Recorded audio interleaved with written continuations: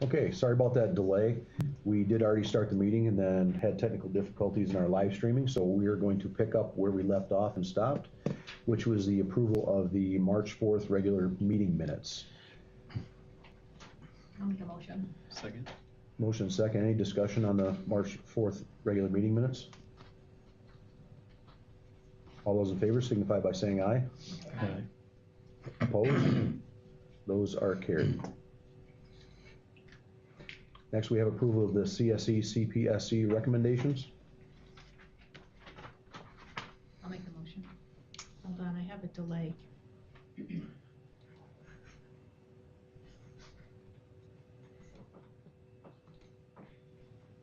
I do as well. All right. Motion by Tammy, I'll second. Thank second you. by Jake. All those in favor signify by saying aye. Aye. Opposed? Those are approved. And now we're up to public comment. Anyone have general public comment? You guys are actually on our discussion piece under correspondence. Cool. Okay. Anyone else in the general public? Okay, thank you. We're not used to seeing so many nice faces here at our board meetings, so we thought we would open it up, but everybody has a purpose tonight, so. Good. We will move to our senior class trip. This will take care of some of them.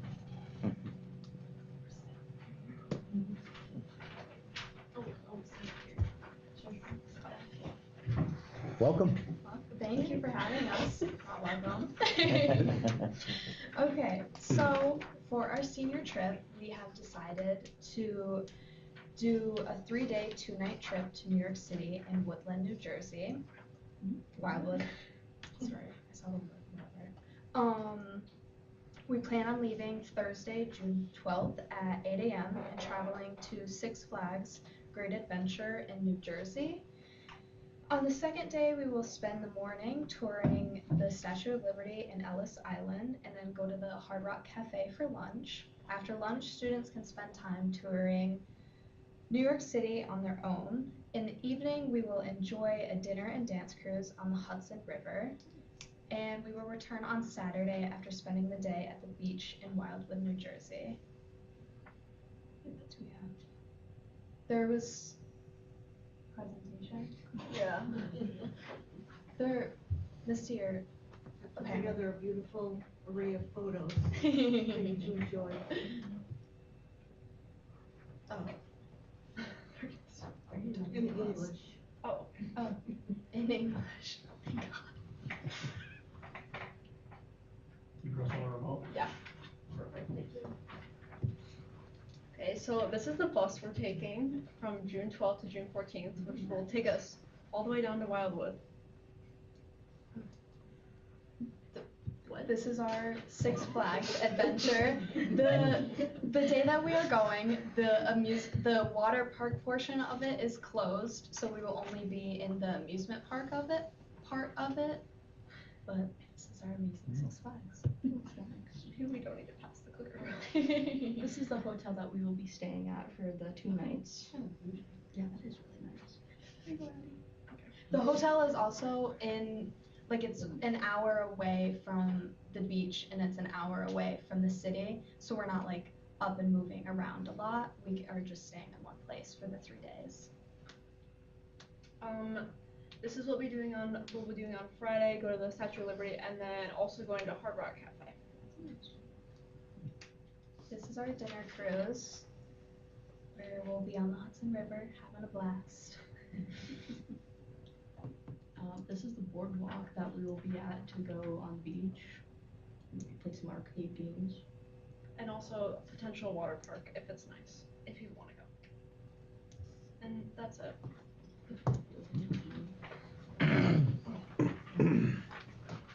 Does anyone have any questions? How did you get to this point of selecting this trip? What was the process? Honestly, how did we even We get there? picked a couple ideas, so we had like different areas. I think Philadelphia was one, Boston was another, and this one. And then we sent out a Google form to our class and let everybody vote, and this was the one that got the majority of the votes by far. Good. And how did you raise money to pay for your trip? students who participated in our pizza sale, in the Brooks Chicken Dinner and our Gertrude Hawk, are the ones that will like put that cost towards the trip. And majority, like, some people who really participated in it paid off their entire trip just with those fundraising things. So if they didn't, it's around like $300. So future reference for the juniors coming up through, participate in the fundraising. Yes, definitely. And also to give your class more money for like other trips, like prom. I don't even know what else do we have to pay for. We don't have to pay for prom this year, but homecoming. Yeah. It's just So, a lot I of mean, money. when we found out about the price, there was a lot of people that were very surprised with how much it will cost, but they have also not done any fundraising since we've been doing that starting in 9th grade. So if you do participate in fundraising, then you literally don't have to pay anything. So, that's very nice. Is there any program where our seniors go back and loop back to the next year's 9th graders to give a presentation to them for the importance of fundraising?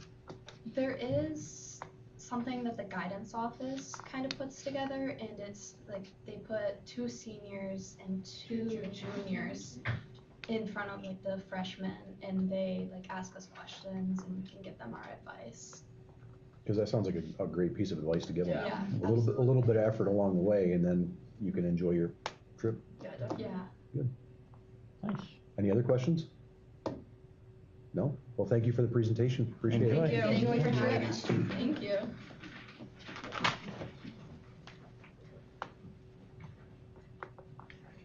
Okay, next we have our discussion items. So the policy committee met on March 5th. Mr. Verweer, if you So, please. Yep, the meeting notes and updates are in board docs. A couple of the major points, we did discuss just one remaining question on the committee charter template, and that was resolved, and so now that's coming forward tonight for, I believe another vote tonight, and then it's gonna go out to all the committees. So Corey set up the template for all the standing committees to work with going forward. We did receive a NISBA policy update. Quite a few of these are on hold. We're waiting for additional information. One that is coming forward tonight is the ex officio student member of the board, 2022-45. So that'll be for a first reading later on in the meeting. We basically just talked through the optional language in the policy and came to agreement on that. It reviewed the regulation, which is the application. Yes, yep. That's an important point, because we're gonna move on that soon. Yeah, that'll be coming out early May, right? Is that the It'll application? be coming out by the end of this month. Oh, okay. The decision has to be made there for May, right? Okay, yep. We talked a little bit about the public use of school facilities policy. Committee needs time to review the policy from 2019, I think, but that's something that we're going to continue to move forward. The students and personal electronic devices, we're waiting on final legislation from the state. I saw both the Assembly and the Senate have different ideas on what that policy should look like, different from the governor, so we're going to hold off until we finalize that policy. We hope that there's resolution on that by May, because we need to get the policy incorporated into our code of conduct by June, so we have a tentative policy meeting scheduled for end of May 22nd. Is that right? May 22nd. Yep. I think that was basically it. Good. Thank you. The facilities committee met on March 11th. And you want to kick that off? Yeah. Please. Basically, we just touched on the capital outlay projects and the SED review is complete on that. Bid openings are what, next week on that? 26 or something like that, whatever. Then we'll have to be bringing it to the board. Actually, it was a lengthy conversation, but it was kind of, we touched on many topics. It was kind of scattered around pretty good. And we got talking about the 25, 26 capital outlay projects, and just what was left over from 24, 25 calendar year we didn't get to. So I'd say in fencing at Townsend, I think we touched on the chimney. Mhm. We touched on a lot of the discussion was based on the Townsend School, the crawl space underneath the school, the cracking on the one end of the school, just trying to get some figuring on what's going on there. Discussed a few project development things with one of the things the committee has taken a hard look at and trying to get on to is our debt services if things are rolling off so that we don't spike our budgets or tax increases with it, trying to maintain the status quo. So trying to watch what's coming up and then project in the future to get the things lined up for it. So it was kind of all over because a few things we don't know, where the state's gonna land on some of the funding. As we all know, our bus garage is in pretty sad shape. It's getting, time we need to do something with it, being in the floodway, which we've all discussed. There's just different projects come up there and we're dealing with true politics at the state level still, depending on what group you're talking to, it's the music that's being played for that one. Then as the group change, the music changes too. So it's but I know it's very brief and kind of scattered over, but a lot of good things going on there. So Yeah, we definitely from a facility standpoint, our major ones are the capital outlay project. We don't know right now. I believe it's in the House and Senate bills to keep that maintained increased from 100,000 to 200 up to 250,000 for a capital outlay project. I know that hasn't been touched in like 30 years from what everybody says. So if that does happen, we're trying to pre-select projects so that we don't miss a full year of that if that's possible. In other words, if they surprise us in this next round of budget and say your capital outlay is going to go from 100 to 250,000, we hope to be ready to be able to populate that with projects. So that was some of the discussion we had.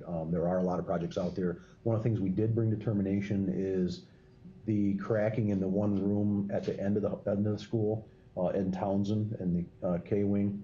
That the outside perimeter, basically it is a concrete wall versus a slab on top of grade. So there's no vapor barrier you can put underneath a slab on top of grade. So that crack is because of the difference in subbase at where the two meet is where that is. So it's not changing elevation, but it is contracting along that joint. So we can temporarily fix that, parge that, and deal with that. The true fix for that's going to be, it's going to be a tear out, to actually deal with that the right way. So that is good and bad. It's a bigger project probably than you want, but at the same time, it's not something we can throw a moisture barrier at. So we scrapped that idea coming forward after the engineers looked at it. So we are on track. We're trying to focus and again, be proactive if it comes to that 250,000 coming up. I think that's all we have. Our next committee meeting is Tuesday, April 1st at 5 o'clock if needed. And again, we're just trying to progress the budget for what it would take to replace the bus garage, what our options are. We haven't made any decisions on that yet. CWC, I believe we should have that in hand by now. They awarded that feasibility, they approved the feasibility study, I think either through committee or their full board. So we'll start on that. The timing of the results getting that back should be very good for us to populate a capital project so we need it. So thank you to them because that's a $10,000 award for us it doesn't have to come out of our coffers to study what we have available to get that out of the floodplain down there. We also are talking to the planning department at Delaware County and several other entities to see what kind of money is available. If we do have to follow the state's rules and move out of the floodway for that, we would expect to find outside resources to help us do that. That's like a 13 plus to a $15 million project if that has to be moved. And I don't think the district should have to bear that because of flood regulations. So we'll be pushing that hard to find outside funding sources. Can I ask something? Go ahead. The solar panels, is that something that we could get a recommendation from the facilities committee? Particularly because we have two folks that are rolling off soon. I know you've sat through a lot of the presentations. It would be nice to get a recommendation for how to move forward with. We did talk about that, and actually, if you want a recommendation coming out, I think what we would recommend is going forward with the roofs that are done, so that we match lifespan. If the solar project is good for a 25-year lifespan, we want to put them on a roof that's set up for a 25-year lifespan as well. So there's portions of Townsend that have to be replaced. We would not want to put the solar project on that, just to spend half again to tear it back off to redo the roofs. But I think anything that we've had done in this last capital project, roof-wise, that has a 20, 25-year lifespan, I think we would probably recommend moving that forward to do that portion of it. So if you want, on our April 1st, we'll put that on the agenda and discuss that and bring it back as a formal. I think that We were all right here. no, Doing now. If they go to 250, I mean, that covers it, doesn't it, pretty much? This would be, the local this would be an piece. EPC. Yeah. So this would be separate from the capital outlay even. Yeah. It would be a different process. Right. So, I mean, if you want a more formal, if you want to give me direction to move forward to the same group, to give them a little bit, give us a little bit more direction on what would our next steps be, boom, boom, boom. Yep. We could do that and have some information back to the full board. Well, that would definitely be good to have, I think, even if it was for the April 1st, if you could have it by then. Because then the committee could review it, and I'm just thinking then you have operations involved, and if there's something that they're seeing, I mean, then, but I don't see it having an issue coming forward with it, because the committee in this, just summing it up, was in favor of, the only concern I guess the committee had with the solar was the towns and schools roof is not new. And it was one of those things, why put that much money of a system on top of a roof line and then have to remove it in a few years? And that's what we discussed at our facilities, was to find out about splitting the solar project in half, having one project on this side of the river, and then when we do the roof on that side of the river, then follow up with a second project on the towns and schools. Just, but Is that, no, your, it was is that your recommendation? Because I'll second it. fine. Sounds good. Just don't ask me to repeat it. So I think for our next full board meeting, why don't we have all that information to everybody so we can make a formal approval? Yep, they already sent us the RFP document for us to look at, so we'll, Okay. There you go, Kevin. Got Now it. we're moving faster. Good. Okay, reminders, our finance committee will meet, we were scheduled to meet March 24th. Are we still having that? Is that still on? As far as I know. Okay. March 24th at 5 p.m. The curriculum committee will meet on Tuesday, April 15th at 4:30 p.m. Everybody still good with that? Yep. Okay. We'll have a special meeting on Wednesday, April 16th at 4:30 to vote on the DCMO BOCES administrative budget and board members.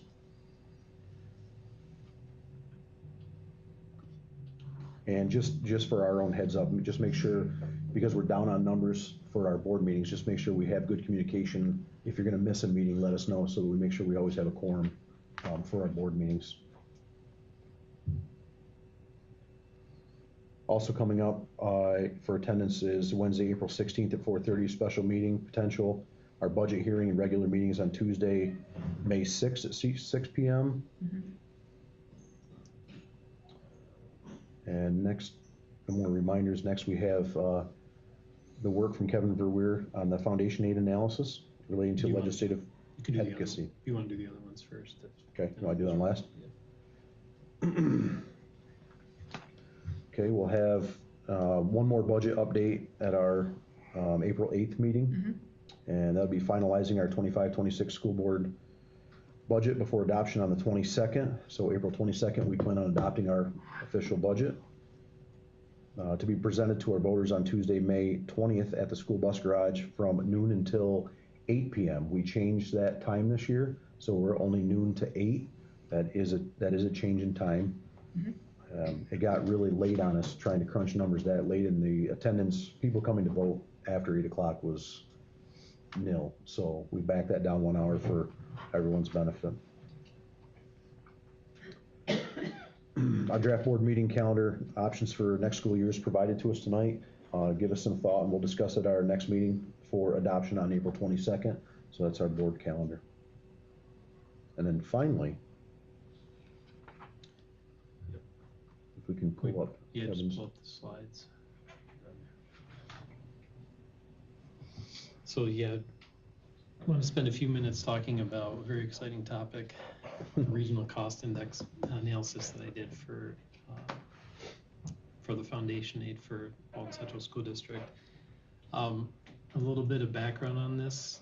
The foundation aid calculation is something that has been on my to-do list for a while. I think since I went to the first Rick Dim's presentation that I saw, it was when I realized the importance of foundation aid and understanding the calculation. One of the big negatives, I think, for school board members is that we're not given tools by the state to play around with the calculation. You know, certain changes to metrics are proposed, but we have no tools available to us through the state to actually determine what the implications are for the district when proposals are made. So a couple weeks ago, like a gift from the foundation aid gods, I guess, Meg sent an email to the finance committee that had an update on the February runs for foundation aid, and it was pretty much unremarkable, I would say, in terms of changes for our district. But one of the things that I noticed on the report was that it had all the equations in there and it had all the data to do the calculations. So I said, aha, I'm going to set this up in a spreadsheet. And that's what I went ahead and did.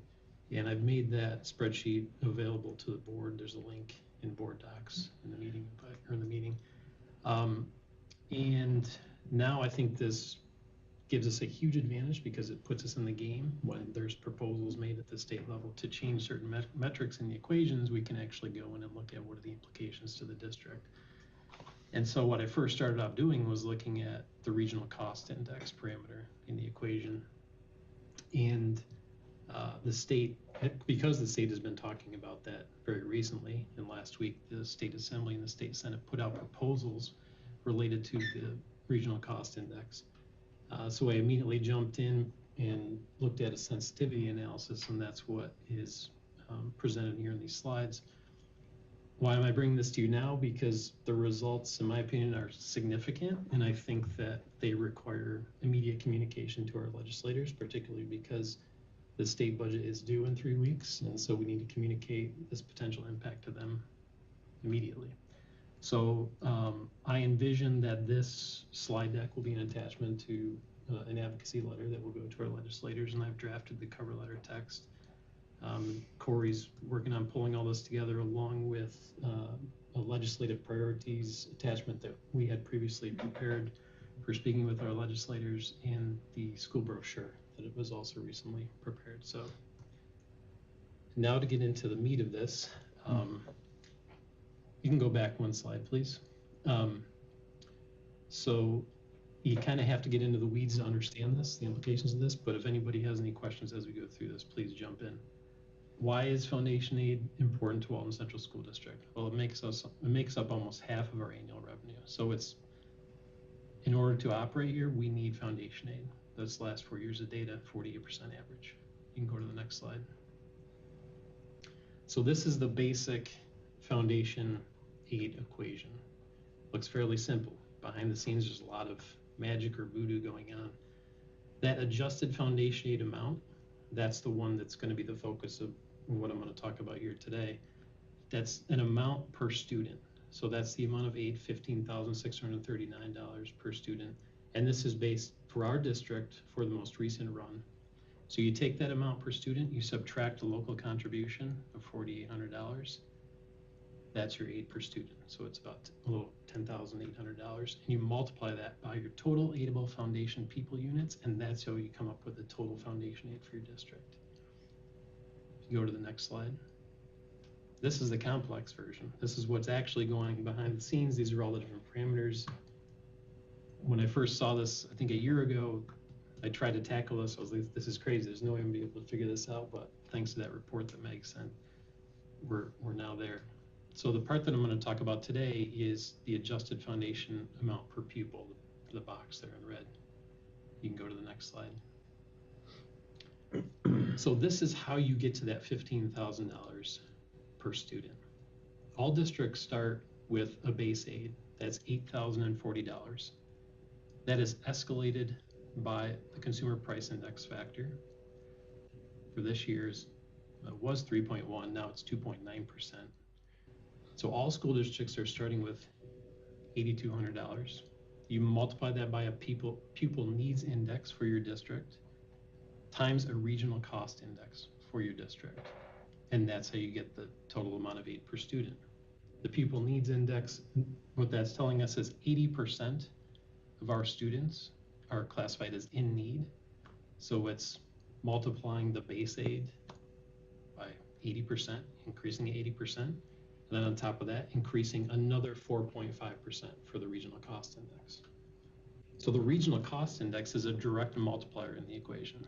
It's very, very sensitive. The total is very, very sensitive to that number.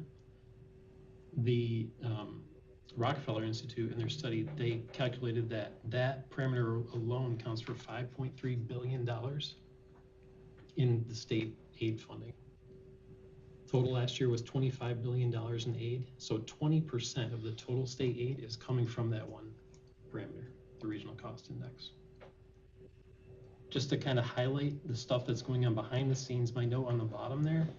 So without anybody knowing, the governor's off the executive budget put out numbers in January and had a CPI factor of 3.1. Well, in February it was changed to 2.9. So right off the bat, we've lost $21,000. And these are the sort of things that happen behind the scene that we are not privy to. You know, we can't calculate. We don't know the impact. But obviously very important. So you can go to the next slide. So the regional cost index, as it's currently used, is based on data from a 3-year period before 2006. So this is, you know, a parameter that's 20 years old, basically.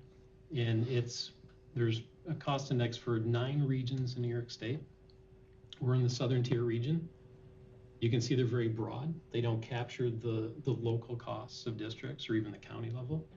And if you look at the table on the right, you can see that we are the third lowest and the third lowest with the 1.045 multiplier. And at the high end, you have New York City at 1.452. So because this is a direct multiplier in the equation, this factor is really important in controlling how much aid you get into your district. Next slide. So these are proposed changes for this year's budget to the regional cost index. Executive budget, the governor had no proposed change. The Senate budget, which just came out last week, proposed only increasing the Hudson Valley and New York City regions, which in my opinion is quite appalling to say that you're only going to change 2 regions of the state and no other regions. And the Assembly budget proposes to increase the regional cost index to a 2024 value for all regions of the state. Now, the Rockefeller Institute came out with their foundation aid study in December of last year, and they had a recommendation to use a new metric, the comparable wage index for teachers. The advantage is that this can be generated at a school district level. It's very locally specific data, and it's updated every year. Next slide. Just some more details on the comparable wage index for teachers. As I mentioned before, just that regional cost index parameter alone is $5.3 billion across the state. The Rockefeller Institute mentioned that the 9-region construct does not reflect the cost differences faced by individual school districts. They recommend using the QIFT. Each school district would have its own cost index, uses the latest available data, and the current RCI is old, basically. They recognize that using this new parameter, the QIFT, would increase the aid across the state, and so they recommended a 5-year phase-in for use of this parameter. Basically, that would have an increase of $200 million per year. Next slide. If the QIFT was used, nearly 3/4 of all schools would have a higher regional cost adjustment, including our school district, across the entire state. And again, they recommend doing a 5-year phase-in period. Last year, if the QIFT was used, there would have been $1.1 billion in additional state aid funding to all school districts. Next slide. All right, so what I did is I went out and I got the data. The Rockefeller Institute study, they actually provide the district data and appendices to the report. It's 2021 data, but now there's 2022 data. And I grabbed it from the district and the county level. What I'm showing here is all county level data. But one thing that jumped out to me right away was that Delaware County is the 11th highest county in the state cost index, a 1.33. Now compare that to the 1.045 that we're currently using, and that is a significant difference. Yep. And when you have all the counties ranked by from highest to lowest, you notice that a lot of the ones with the higher end are from downstate moving upstate. Next slide. So what I did was I looked at what's the difference between the 2022 QIF data and the 2006 RCI data. And we are the second highest difference in the state behind New York City. Great place to be. So we're the most, I would say, underfunded county in the state. And our district, when you look at a district level, is tied for number 1 in the state. Next slide. This is just a graph of the top 10 and the bottom 10 list. So you can see Delaware County is right there behind New York City. Next slide. And then what I looked at was taking all of the county data, the QIF data, and putting it into those regional cost index regions, the labor market regions, trying to figure out which region are we most similar to. This is just looking at the distribution of the scores in the counties for those regions. And we are most similar to the Hudson Valley region. And if you remember what I said earlier, the Senate is proposing updates for 2 regions, New York City and Lower Hudson. And that would include us if we were in that group, but we are not. We are in the southern tier group. And you can see the southern tier is 2 blocks down, which has a much lower overall average score and distribution. We are most similar to Hudson Valley in the capital region. Next slide. So what I was able to do is with these different metrics, carry it through and calculate what our aid would be under the different scenarios for the proposal from the governor, the Senate, and the Assembly, as well as the Rockefeller Institute recommendations. So the governor and Senate proposal, there would be no increase to our aid over the current formula. The State Assembly would be a slight increase, 1.5%. You can see if we had the Hudson Valley metric, we're looking at a 25 to 30% increase. We're talking $2.8 to $3.3 million.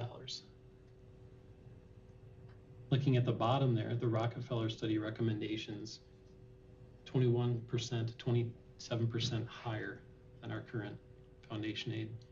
Again, $2.4 to $3 million higher. So we're talking about significant sums of money here that imagine if we could add those to our budget.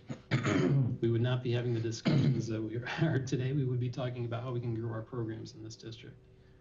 Next slide. So just to kind of summarize what each of the proposals from the state level, what they would mean for us. So executive budget, 0% revenue increase doesn't help us. The Senate budget, 0% revenue increase doesn't help us. I would also say that, in my opinion, it would create a significantly wider gap between upstate and downstate because you're only increasing the factors for downstate regions.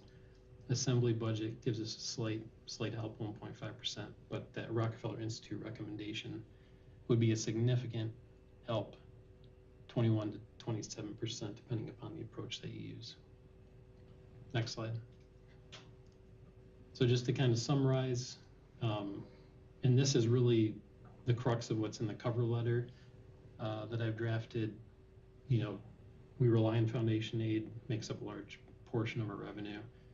The existing calculation is based on old data from 2006. Replacing it with the QIF parameter would significantly increase our revenue. And I would say all of this assumes that no other parameters are adjusted to actually remove aid from the district. We are the most underfunded in the state. We are most like the Hudson Valley region based on the data. And in my opinion, we deserve a higher cost index to be used in the formula.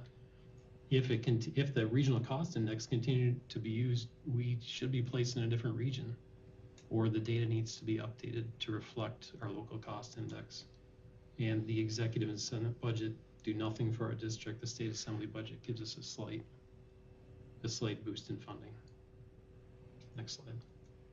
And this will not go in the letter to the legislators, but just ideas for future work. Now that we have the calculation set up in the spreadsheet, we can look at any parameter we want to analyze the sensitivity for a district. A big one that I want to look at is that calculate the total aidable foundation pupil units. That's where our enrollment data comes into play. That's a whole separate calculation that's complicated as well, but we can basically project out, with continued decreasing enrollment, what does that mean for our total aid? And then ultimately, I plan to, update the calculation spreadsheet once we get the final law changes for this year, make it available to the board. I think we should take this message further, discuss more regionally, discuss with other schools in the county so that everybody's aware of this, and continue to push this through with our legislators. That's basically it. Yeah. Well. Just one lunch hour or 2 lunch That was hours, a Kevin? A full weekend? Okay. So I appreciate the work. That's one thing we've always struggled with coming through. I know for 8 years is trying to figure out, the timing of our budgets is bad enough because you're not closed on the year previous. So you're making decisions on data you don't even have live time. And a lot can happen between now and the end of the year before closeout in August. And I always thought that was an unfair parameter. And then not being able to dive into these to see what the sensitivity of them are. We've always had the gut feeling like we're underfunded from a financial standpoint, from a foundational aid, and that just shows it. I think the more schools we could get behind us in Delaware County with that data, I'd share it with them and say, do we have letters of support from them, and see if we can push this in a different direction. Yeah. Because I think that's pretty clear, all that analysis is pretty clear that Delaware County needs to band together from all the school district standpoint and push for a different outcome. Yeah. So I would be fully supportive of taking that letter, first bounce and make sure everything's perfect, check it all out, and then bounce it off all the surrounding schools in Delaware County and all of our legislators, obviously. Mm-hmm. And I think I'd recommend that. I don't think we need an official motion to do that, but I think that's the path we could clearly give Dr. McDonald with some help. Yeah, that wouldn't take much. We can lean on our BOCES superintendents to assist with that dissemination. Put a packet together, just like send that to every board. Yep. Every district. That's would be my opinion. I think let's do it now before things close up. And one thing that's been lacking, Shenango school boards, where we went for our legislative breakfast, there is no Delaware County school boards. There used to be many, many years ago, and it just went away. So we get invited, we get invitations to the Shenango County school boards, but Delaware County we're not working. We're not communicating as a collective. Mm. And maybe this is a way to springboard that, restart. Just curiosity, looking at them, when you had your map up, I'd be curious of how many of them counties represent the percentages that they had that were red or blue counties. Mm. Let's just stick with data. My opinion is take the data and don't go left or right of the data, and because it's supporting what we need, irrelevant. Well, I will say that there has not been much in the news about the Senate proposal that came out last week about the regional cost index increase only for the Hudson Valley, New York City. Part of the problem is because nobody can look at it. Right. There's no tools available, and people aren't understanding what the implications are. But to propose that only a certain part of the state is going to be increased and everybody else is going to stay behind, to me, is just is a huge issue. Our own legislators don't know. They don't know. Right. So what you have there, I guarantee you, they do not. Yeah. They're not getting. Guaranteed. I think you have our full support. Put it down on paper and let's get it done as quick as possible. And I'm more likely to meet with our legislators as well to walk them through that. Yep. Well, this letter may spark some invites, so we'll see what comes. That's good. It might even be worth sending that to a few news agencies. Yeah, absolutely. There's no reason not to. Just as Yep. Well, Kevin, thank you again for giving up a full weekend for this. I know you love it anyway, so it's that's a lot of work. One of those things, but we definitely appreciate it. Any other discussion items? Okay, now we're up to correspondence, so I would like to welcome the William B. Ogden Free Library and any of the representatives. Thank you for having us again, and we're Come right so on up. glad that we were here to hear your presentation. It was chillingly fascinating. So, yes, something needs to be done with that. So, good evening. I'm Mary Doig. I'm the president of the Board of Trustees for the library. And with me tonight, I have Vicki O'Brien, who's the vice president, and Jessica Reed, who is the secretary.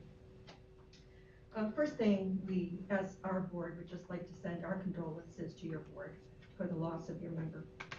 Thank you. So, I'm so sorry for your loss. And I believe Heather has sent you all the information with our 2024 annual report, the petitions to be, that we needed to have signed for the ballots, and our information packet. Like you, it's always, the money scrambles. So our main sources of income are through our endowment that we try not to pull money from, but we must, and through taxes. And it's balancing those two things that just gets to be so difficult, as you are so well aware of as we are. On the expense side, salaries are our biggest expenditure, as you know too. And we have wonderful dedicated staff who we want very much to be able to maintain. We've been working on wage increases for them that's fair and equitable compared to similar jobs in other settings. So we've spent a lot of time on that. So hopefully it's going to be productive and we will still have our staff. And of course, every other expense that we have has also gone up. And I'm sure you're very familiar with that as well. Vicki's just going to give you a little summary of some of the programs that we have for the community, which are very widespread. So we have a variety. We work with a variety of ages. We work with folks who have maybe some sensory issues. So I'm just going to go give you a quick list of some of those things. It doesn't in any shape or manner give you the numbers of services that we have offered through the years. The library is a venue for Porch Fest. Our first Porch Fest was last year. We're making this an annual event, and it's going to be held in June this year, and they will be a venue as well. Travel series, we had a number of folks come in and do presentations on travels that they have gone, national parks, etc., out of the country. Book club, mahjong, crafts for all ages, tiny art show. It's an annual event. We also have our 4th annual event of a jigsaw puzzle tournament. Sensory play, birth of 5, story time, Lego club. There's a coding club for kids. It's called Dexter Coding Club. Defensive driving. Your foreign exchange student came to the library and did a presentation on his country. I'm not sure if it's his or her country. We had Mush, who was a sled dog. He participated in the Iditarod with the woman who brought him. He was here just this past Saturday. There was a presentation on enslaved people or property in Delaware County from 1790 to 1830. Dungeons and Dragons for teens. There's been Medicare information sessions. There's an International Cooking for Teens series. Jeremiah Pottery for youth. We have computers for use for the public, Wi-Fi. We currently have plans to upgrade our circulation desk to make it much more efficient and ADA compliant.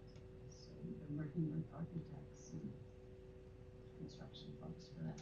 And we had just gotten word yesterday, trickle down from the federal government to the state government, to the state library, to the 4-county library system, that all kinds of funding is going to be cut. So it's going to be a rough year. Thank you for having us. On behalf of the Ogden Library Board, I'd like to formally ask you to place our tax levy proposal on the May 20th ballot. And we thank you for your time and consideration. Absolutely. Yep. I appreciate you coming to our meeting and addressing us and presenting. It's a good way to get your word out. We do live stream, so hopefully it reaches a bunch of people for this to support the library. So Any questions of any of the board members? Thank you. Well, thank you. Thank you. Yes, thank Now you. you're here. Oh, you're fine. Appreciate it, thank you. Thank you. Not much for you to get involved with.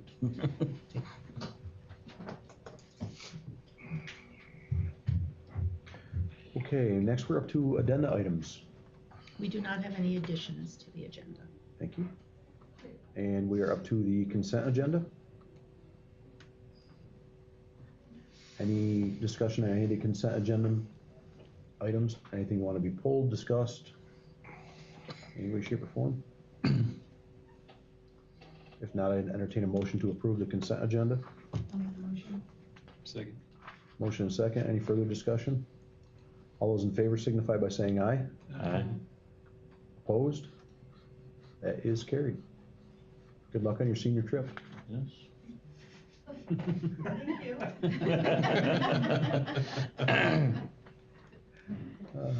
Now we're up to new business, accepting donations. We're lagging just a little bit.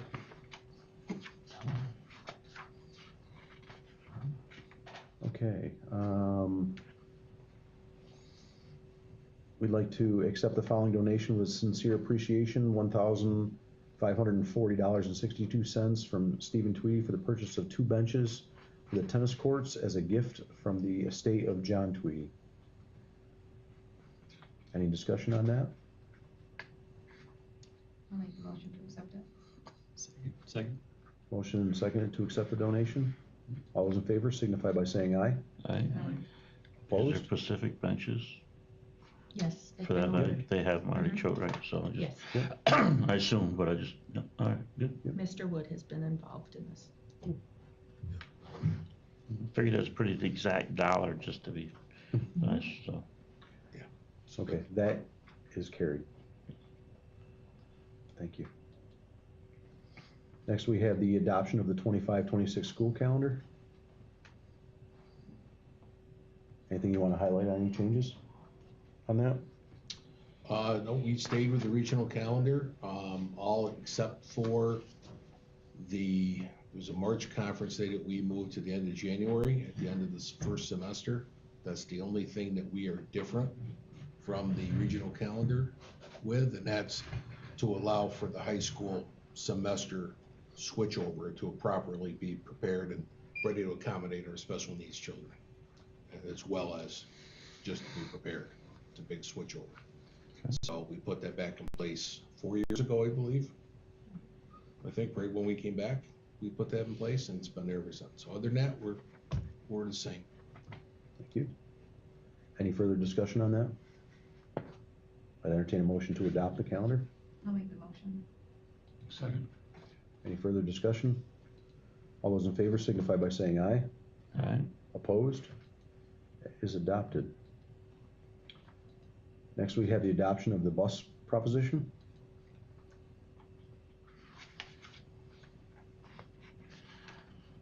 This is for 3 Move school it. buses.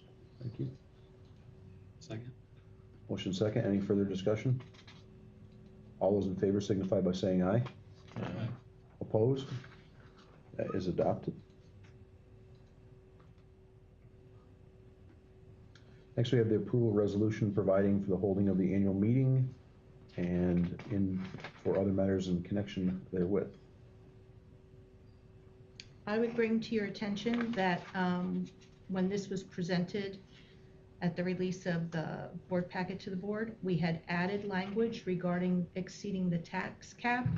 However, at this time, we're removing that because we do not know what your increase will be to the tax levy at this point. Thank you. I'll make a motion. Second. Further discussion? All those in favor signify by saying aye. Aye. Opposed? It is carried. Next, we have the revision of the 24-25 Board of Education meeting schedule. And that is amending the closing of the polls to 8 o'clock. I'll move it. Second. Motion second. All those in favor signify by saying aye. Aye. Opposed? It's carried. Next, we have the nomination for the DCML BOCES Board of Education candidates. Make the motion. Second. Motion and second. All those in favor signify by saying aye. Aye. Opposed? They are nominated. Okay, next we have a roll call vote will be required for this. It's to declare lead agency for the 25-26 capital outlay project. That's for the purposes of the State Environmental Quality Review Act for construction.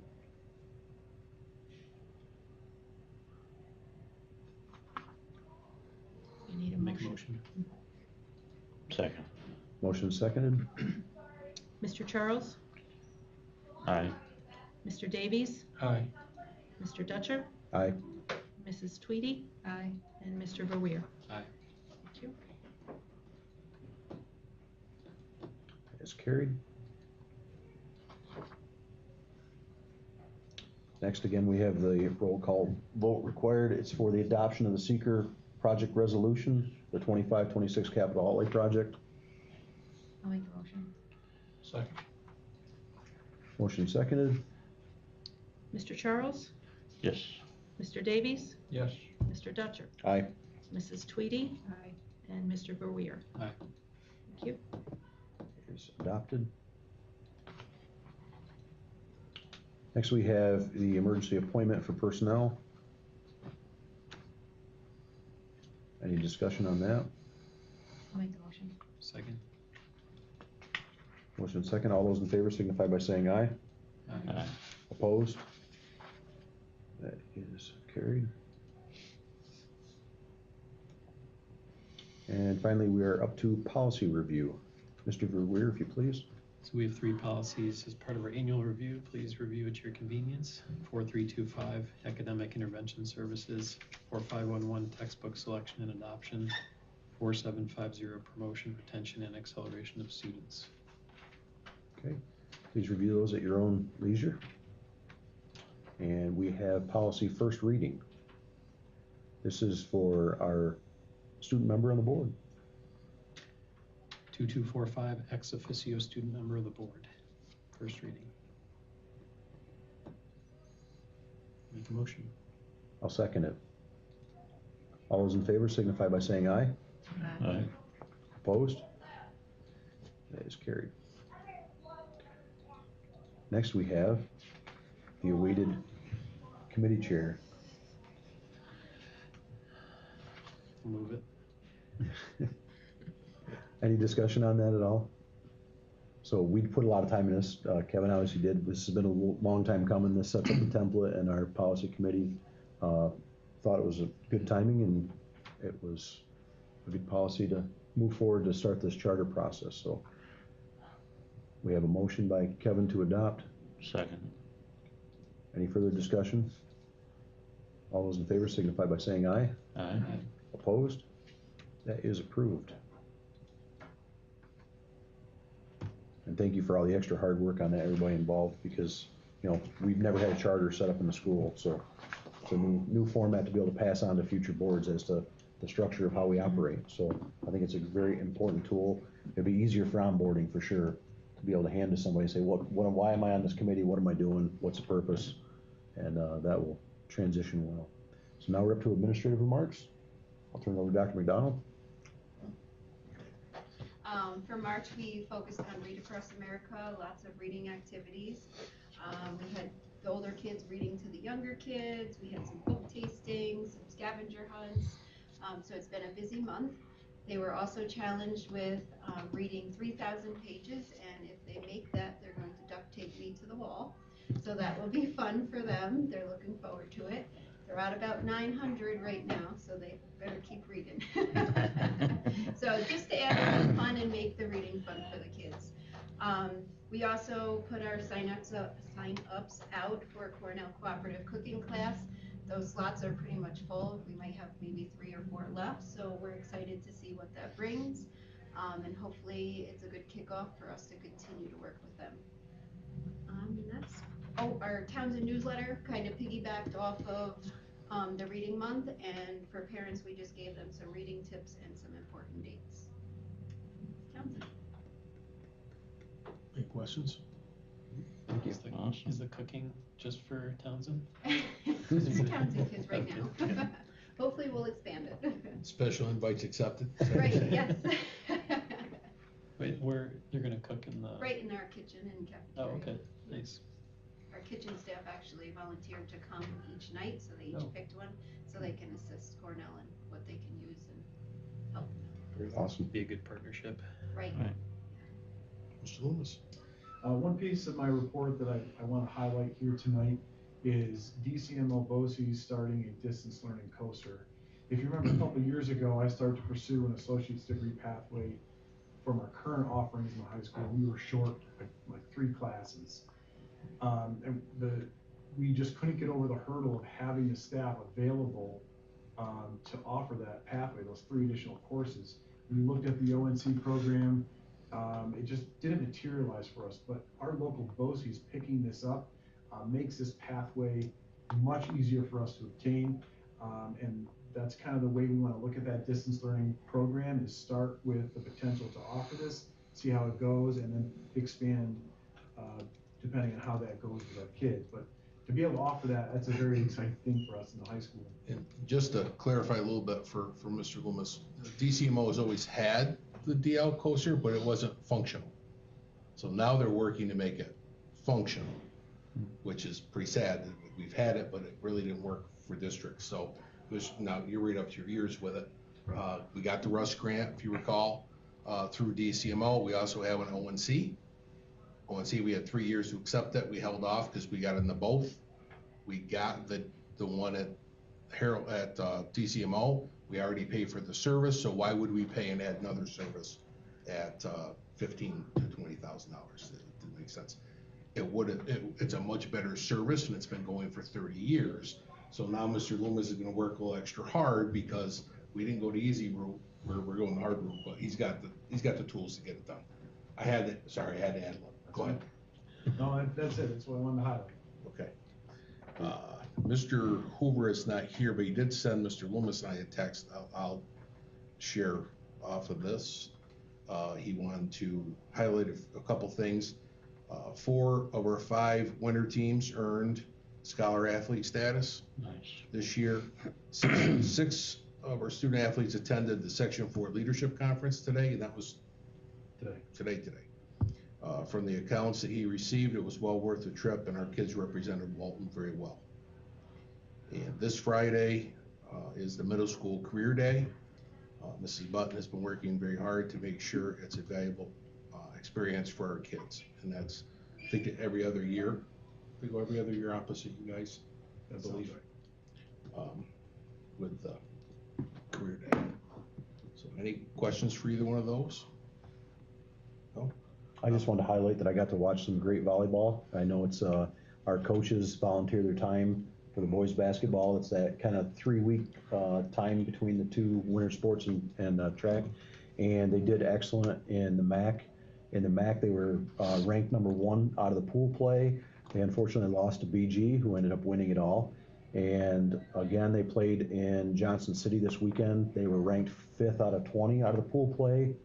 And we're up 6 on Vestal, who plays all year round, and then unfortunately lost that first game, and that's a one and done scenario. But the amount of effort and the amount of joy that those kids have just from that short period of time, and the amount of effort that our coaches put into it is remarkable, and I want to thank them all for that, because I know Max and every kid out there is smiling ear to ear. They just love it. It's a temporary thing, but it's something different, and they have a great time, and it shows. So I definitely appreciate that. And that's impressive because they don't do any lead up training. They just get after it. Yep. So very good. Again, they're playing teams that play all year long. So. That's 2 things. My son was one of the attendees at the Section 4 today. Awesome. Yep. And I just caught him quickly before coming here, but he was kudos on that. And one of the coach from Cornell football, I guess, is the youngest in the country, maybe, or something he was saying, but he was very impressed by him. And then there was an actor from California who was on video feed that they were able to speak to or whatever. So anyways, he was pretty impressed by that. Very good. So. Yep. And the other thing I was going to mention was this past weekend was the All County for band. Yep. We had a chance to go to that, and there was quite quite a few kids from Walton there, so we had really good attendance and the music sounded great. So it's still amazing to me when you can just bring kids together from, they've never met each other before, they play with each other Yep. for a few hours, and it sounds great. So That was at Delaware Academy again this year, yes, correct? yep, yep. Yep, very good. One thing I wanted to mention too about something that's coming up on Friday is there's a fundraiser. The PTA, the elementary school PTA, is hosting a fundraiser. It's a friendly competition between Walton and Downsville staff basketball game. So, and they're also going to have a basket raffle to help support a local girl who's suffering from cancer. So if anybody can come out and attend, it's 6 o'clock. So that should be fun. That's at Downsville or? It's here this year. It's here this year. Okay. Yep. Awesome. Good. Anything else? Okay. Just a couple quick updates for me. We've talked about the Walton Community Emergency Response Committee that they formed. We are regarding because they have the generator at the church, that we've got it here, and the whole Red Cross not having staffing issues. We are hosting a meeting on the 31st of that committee here on site. So in this room, actually, just to let you know, it did progress. Brett and I will be here talking through it from our end, just the facility piece. That's our role, and we'll have those conversations and make sure communication contacts are taken care of. And then two, I received a communication today as I was going through my emails just for a meeting. I'm going to push this out to all of you. It's a very lengthy email. I'm going to either do it Friday letter or probably just send the email because it's just very lengthy. But it came from one of the BOCES out west that did an analysis of the federal budget impact regarding school lunch. And if the current projected cuts, especially in the Medicaid area, happen, every one of our 16 component school districts will lose their CEP status, which means we will lose our free and reduced lunch and breakfast program here. So whether or not New York State would then pick that up at that tremendous cost or whatnot, we don't know. So just, I think it's very important for us to be communicating that out with that concern as well to the federal level. And you know, I haven't read through it. I'm sure there's an advocacy piece to this document for us to utilize and action that they'll be taking. So just so there's a heads up. They asked us to report to our board and to our public. Okay? That's all I have for updates. Okay, we do have a need for an executive session. It is for contract negotiations. Correct. So I need a motion for that. Make a motion. Second. Motion second. All those in favor signify by saying aye. Aye. Opposed? That's carried. And after the conclusion of the executive session, we're not going to be taking any action. So I'll ask who will pre-populate the motion to adjourn the meeting. So moved. Second. All those in favor signify by saying aye. Aye. Opposed? Okay, we are in exec. You're gonna invite Teresa instead, right? I think she has something. Thank you for coming. Nice to see you guys. Appreciate it, Teresa. Good night, guys. Thank you. Good Good night. night. Thank you, everyone. Good night. Did she have a foundation vote for something? She said, What's that? Teresa, that Yeah. she had to rush back to a vote. It's in the email. Yeah. Everybody got it.